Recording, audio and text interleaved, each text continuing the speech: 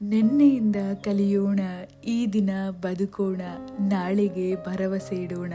ಹೊಸ ವರ್ಷದ ಶುಭಾಶಯಗಳು. Very good morning. ಇದು ಥರ್ಸ್ಡೇ ಮಾರ್ನಿಂಗ್. ನಾನು ನಿಮ್ಮ ಪ್ರೀತಿಯ ಮೈಸೂರಿನ ಹುಡುಗಿ. ಈ ವರ್ಷದ ಮೊದಲನೆಯ ದಿನಕ್ಕೆ ನಿಮಗೆಲ್ಲರಿಗೂ ಸ್ವಾಗತ.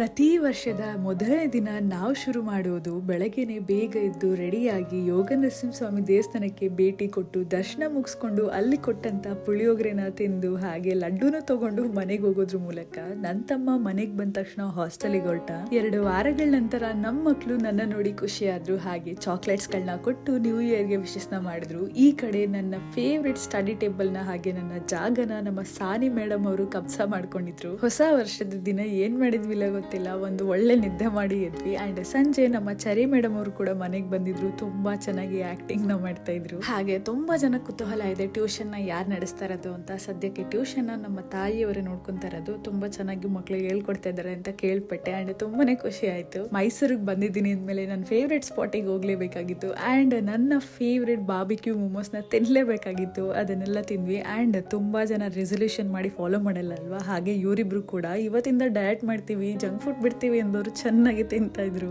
ಅಲ್ಲಿಂದ ನಾವು ಹೊರಟಿದ್ದೆ ಶಾಪಿಂಗ್ ಮಾಡೋದಕ್ಕೆ ಅಂತ. ಈ ದಿನ ತುಂಬಾ ಸುಂದರವಾಗಿ ಕಳೆದೆ ಅನ್ಬೋದು. ಇವತ್ತಿಗಿಷ್ಟೇ, ಮತ್ತೆ ಮುಂದೆ ಸಿಗೋಣ. ಅಲ್ಲಿ ತನಕ ನೀವು ಎಂಜಾಯ್ ಮಾಡ್ತೀರಿ, ಹಾಗೆ ಓದೋದಂತೂ ಮರಿಬಿಡಿ. ಟಾಟಾ ಬಾಯ್.